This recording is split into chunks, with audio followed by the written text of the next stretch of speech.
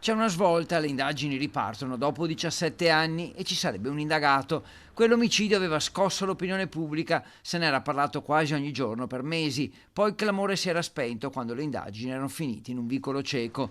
Era l'8 dicembre 2008, la vittima è Maria Pellegrini, un'ex maestra in pensione che vive da sola in una villetta di Casalserugo.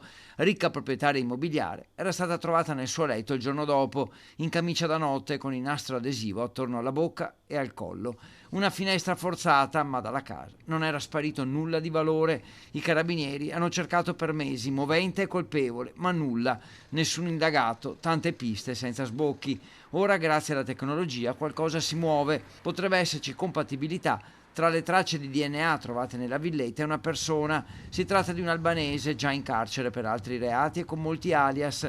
La procura di Padova avrebbe chiesto l'intervento del RIS di Parma, che anche all'epoca passò al setaccio la casa. Verranno nominati tecnici e si effettuerà la comparazione dei DNA e così uno dei casi di omicidio più complicati degli ultimi anni potrebbe essere risolto.